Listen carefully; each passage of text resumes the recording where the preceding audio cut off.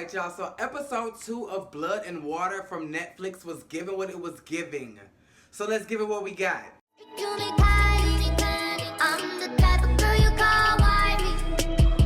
What does the cat do?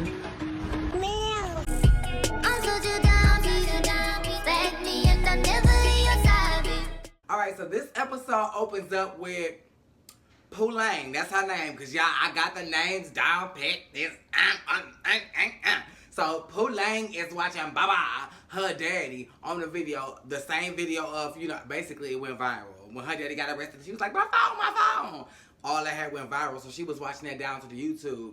And then it flipped to her interview with the school, Parkhurst.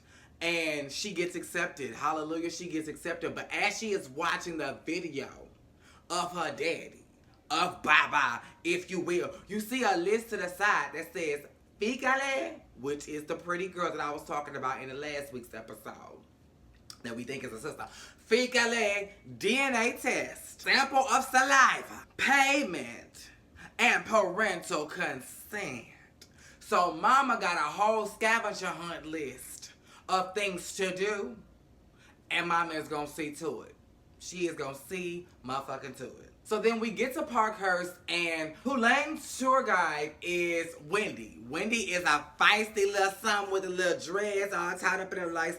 You can't get new it. No, it's more like lettucey. Okay, pieces of me. Like it was up there like that. And so basically she's showing Pooh Lang around, and then she introduces Pooh Lang to her best friend Tahira, who is running for this grand thing at Parkhurst called Head Girl. And basically it's just the done dot. Whoever gets Head Girl gets the scout of the scouts and gets the bow of the bows. It is the end all be all. Every girl who is any girl wants to be the head girl. And to make matters even better, her best friend Wendy runs a thing called the Magazine Society, or the Magazine Academy, but y'all, we'll get to it when I get to my notes. But anyway, the magazine committee is going to be interviewing all of the head girl contestants. So of course she gonna make her best friend look the best, right? It's a show-in. Speaking of Wendy, we see her in class, and we see the type of person she is. She is this like, rah, rah, rah, you talking about Hitler, but we need to talk about African history and about the genocide and about Leopold and this and that and the third. She had these facts, this facts, and the white instructor is just like, baby, I'm just here to get a check, okay? I'm a white woman in Africa. You don't think I know about the motherfucking history? I'm surrounded around it every motherfucking day, bitch. Okay, goddamn. So now it's lunchtime, and Pooh Lang, of course, since she's new, she is eating by herself. Baby, I know that struggle all too well. She eating by herself, and she is texting Zuma, the best friend, baby. Cause I'm getting these names right. I may not have it all the way together, but bitch, I'm in a motherfucking ballpark, okay? So she texting the best friend, and the best friend is totally ghosting her, cause the best friend is like, bitch, not only did you cost us the championship game, I know it probably was a championship game, but I'm gonna make it as bad as I possibly can. You cost us the championship game, and then you left me high and dry, bitch, to fend for myself in the school alone. How dare you? So, bitch, I ain't got nothing to say to you right now. Now, I'm online, bitch. I see a message now. I'm offline, because, bitch, I ain't got nothing to say to you. So, now we're at the head girl. How did we get here? I don't know. Oh. Child, I've been drinking that margarita wine again. Child, y'all gonna love this review. So basically, when Wendy was telling Pooh Lang about Tahira and how she was going up for head girl, Pooh Lang then realized that Fikale was also going up for head girl. So she was like, oh, if I can get in, I can get information about this bitch, because she thinks that's her sister. So then she was like, oh, can I tag along? Boom. Cack, they said yes. Now we're at the meeting. So we're at the meeting, and baby, Wendy is lamenting. Wendy is furious. She is just going the fuck off on Fikale. She just can't stand her. She like, this hoe got privilege, this hoe got this, got that, got the third, bitch. It is so unfair that just because she is in a swim meet, a swim gala, if you want to use the proper termination, that she get an extra fucking day on the goddamn test. It's not fair. Why we all can't get an extra motherfucking day? Because, bitch, I'm gonna be there. I'm gonna be watching, wishing I was in the water. So as she in the corner cooling, you cool down, Wendy. You settle down. So as she cooling down, Pooh Lang is like, girl, I don't... Everybody kind of agrees that Wendy should not be the one interviewing Fikale.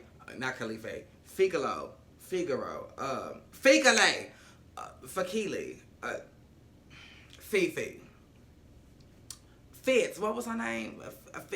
Fix. Basically, they was like, you should not be interviewing that bitch because, girl, you just gonna fuck everything up. So Pooh was like, oh, let me do it. And Wendy was like, girl, hell no, my reputation is on the line, girl, you will not fuck this up. And Pooh was like, no, I can do this. I've interviewed before. I can submit you some writing. Boom, cat. After Wade vouched for her again. Oh, let's not slide by because I know I forgot to mention this. Wade is the photographer. I called him Prince last episode, but his name is Wade. So, girl, I don't know how I crossed the two, but we are here now, okay? So, Wade, the photographer, is also the principal's son. So, he convinced his mama to give Pooh an interview, and he convinced his mama to let this girl come to this school. So, here he go vouching for her again. Are we seeing a trend here? Wade is fucking into Pooh, okay? But Pooh can't see the forest of the goddamn trees because she is so fixated on Figaro or whatever her goddamn name is. So back at the house, we find out that Saya, the little brother, is starting to be affected with the whole daddy drama, with the whole, trafficking shit. He is losing friends.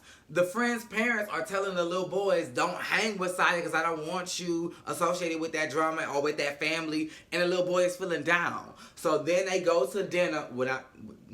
They go to the dining room and eat. And Pooh is telling her mama about the whole magazine committee that she a part of, the magazine society or whatever. And as she talking to her mama about the situation and trying to get money for a lie. Okay? Pooh need this money to buy a fucking DNA test. Okay? Because she trying to cross every goddamn thing that I listed in the beginning off her list by the end of this episode. Because mama ain't playing, okay? She already told she already told the principal, when I fixate my mind on something, bitch, I go for it. And she has been showing us that very thing this entire series. So mama, she was on a mission to get this money. So the whole time she and her mama going back and forth, baby, Saya then slipped away and got a phone call from daddy and was like, bye-bye. And when he said that, baby, the mama had got a whip. She had dipped back. She said, Saya. Pooh like, no, let him have his mama. She no, give me my motherfucking phone, bitch. No. Y'all will deal with this shit in due time, but bitch, right now, we need to keep our motherfucking distance, okay? I don't need the feds on my motherfucking ass, okay? I don't need them on my ass. Speaking of on your ass, baby, when your mama find out that you stole her car, Pooh to buy a motherfucking DNA test, she gonna be on yours. Okay, now, I don't know what technology y'all have over in Africa, but if y'all got cell phones and computers, 9 times out of 10, this woman can see her motherfucking transactions and what her motherfucking money is being spent on. So, I hope you got your motherfucking ducks in a row, bitch, because you're gonna have some explaining to do. So now the interview. Pooh interviews Fikile and she gets some information. There's no baby photo. She was born into she was raised in Cape Town. Mama don't know where she was born. And as she's probing, Fikile is like, wait a minute, bitch. Is all this even necessary for the head girl, bitch? I mean, damn. Is this high score Eat You Hollywood Story, motherfucker? God damn, you probing. And baby, Pooh said, when I was younger, Jesus, bear with me, Lord Jesus. When I was younger, my brother had fell in the pool. And I was the one that had found him. And because of that whole situation, I just hate water. And I just, And as she was like trying to collect herself, Fikile was like 4. I was 4 when it happened. And to prevent that from ever happening again and to ease my mother's troubled mind, she enrolled me in swimming classes. And there I learned to love water. And I'm like, oh my God. And the whole time that's going on, you could see like the foreshadowing of Pooh like seeing a picture of Fikile and seeing a sketch that was somewhere in her parents' records. And that sketch looks a lot like Fikile, honey. And so, ooh. And then later we find out because Wade was like, oh my God, that was such a touching story. Pooh was like, bitch, I was allowed, okay?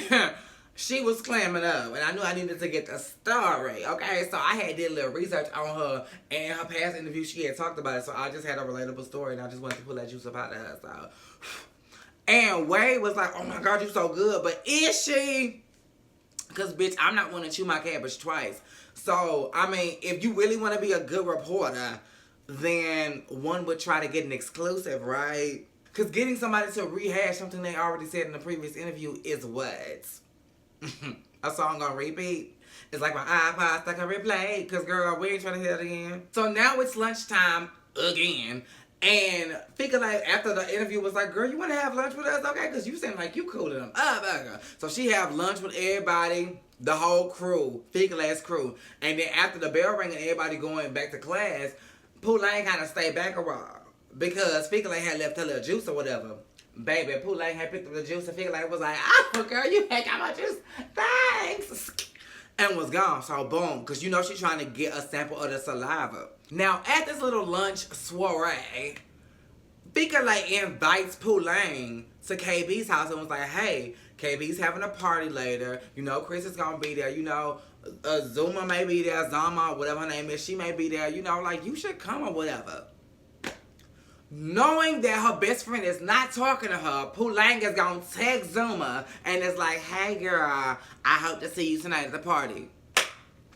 Wait on it, okay? Because you know what? If that girl is anything like me and she not fucking with you and she know you gonna be there, that bitch is not showing up, okay? And you just ruined it. I would much rather you pop up on my motherfucking ass to get, you know, an explanation about me as to why I've been ghosting you than for you. First of all, you already know, okay? You already know. So we get to the party. KB is the black boy. I thought KB was the white boy, but the white boy is Chris. Chris is the one that was fucking with Zuma. That is still fucking with Zuma. Keep that in the back of your mind. So KB was the one that was smoking weed that burnt a hole in Pooh-Lane's her little cardigan in episode 1 or whatever. So he got Pooh-Lane smoking or whatever. Pooh-Lane is like in it to win it. She go upstairs. She get changed into one of the swimsuits.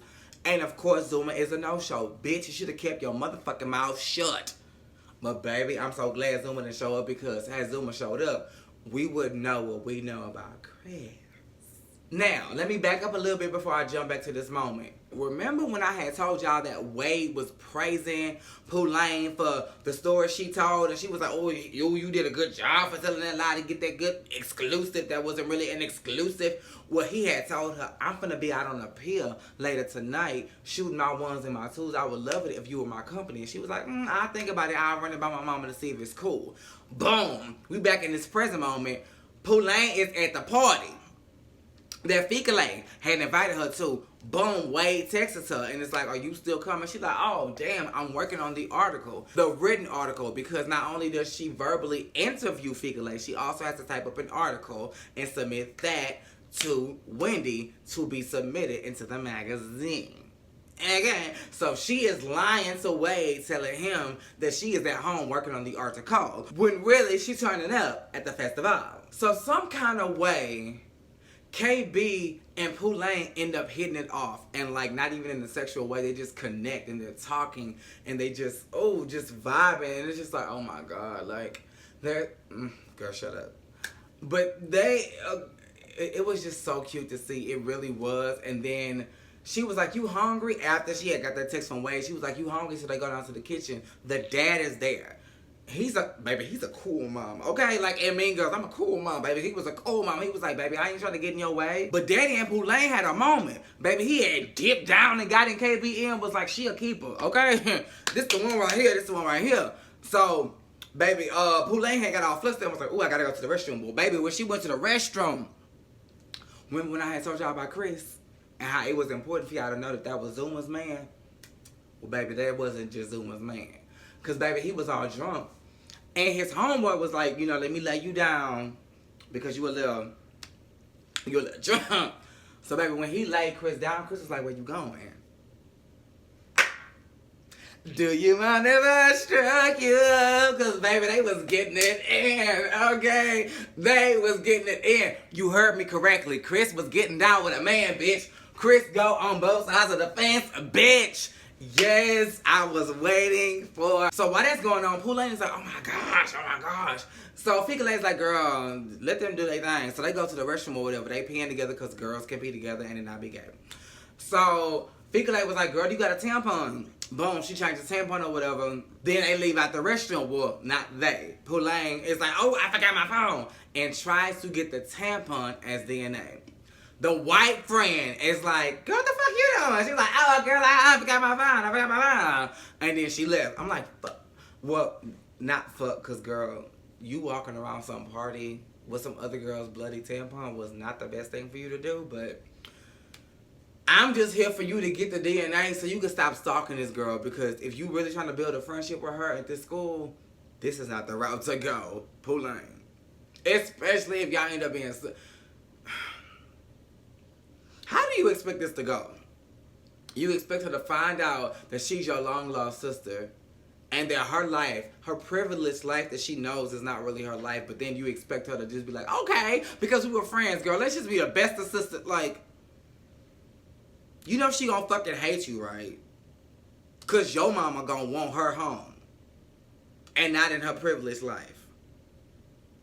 You do realize that the life she knows, she has to detach herself from and just be a part of yours once she found out that she's your sister. Like, you just gonna uproot this girl's life for what? To keep your daddy out of jail? Like, are you thinking this through, Pooline? Mama bills is backed up and the scholarship is kaput. And just when Mama thought that like all hope was gone, she gets a random phone call saying, hey bitch, we gonna reopen the case. Baby, the heavens had opened up just when Mama thought, girl, it just can't rain down no harder. It rained down a blessing. So now they finna reopen the case, which means that the daddy probably finna get out of jail. And now we are a step closer to finding this little girl. Like, I don't know if it's Fikale or if it's somebody else, but some kind of way we finna get a step closer to solving this case and bringing our little Fume home. Because Fikale, if you the sis, then Fikale ain't your name, girl. You Fume. And I think it's Fume la la la la. Like, it's a long name too, girl. It ain't short like Fikale. Wendy is on strike. And what do I mean by that?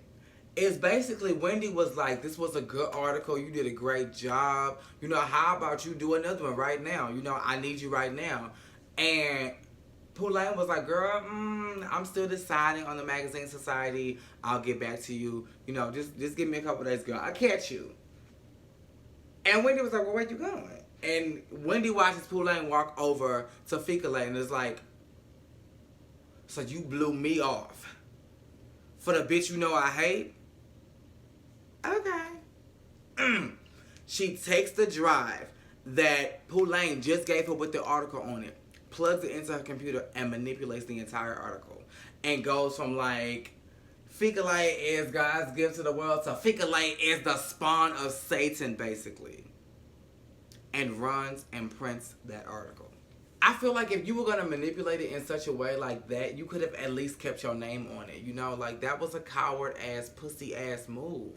Like, you did two things in one. Like, you did what you intended to do to Fikale, and then you completely tarnished the newly... Like, this girl ain't even formed a reputation yet.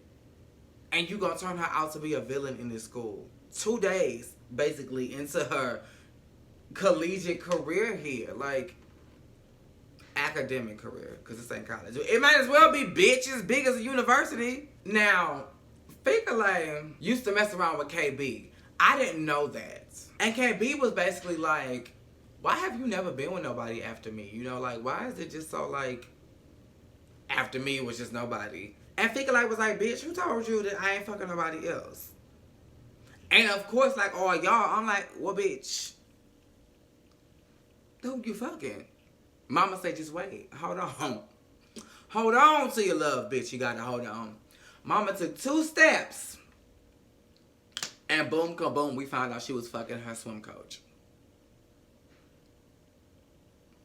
And what's so crazy is, we knew she was fucking her swim coach before we even knew she was fucking her swim coach. What do I mean? Catch me out, break it down. Remember when I told y'all in episode 1 that Pooline needed a moment at that house party? So she went to a little moment and the cell phone was ringing. Well, before she went to the cell phone, she was in another area.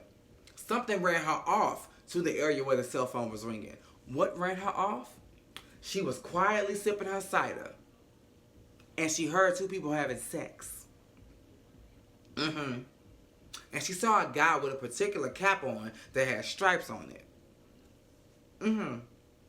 Well, the reason she found out that Fikale was fucking a swim coach was because Fika gave that very hat to the swim coach. And Poulain was like, bring it down, okay, the two. Okay, then we okay. So you fucking yourself. Okay, wow.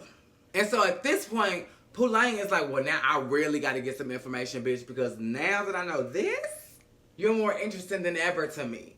So Mama, early in the episode, had to submit her birth certificate and was just like, where do you keep the birth certificates? And so she saw the secretary put it up in a certain spot, so she locked it away. Boom. Okay, it's in the principal's office. Boom. Gag, it's in the file cabinet.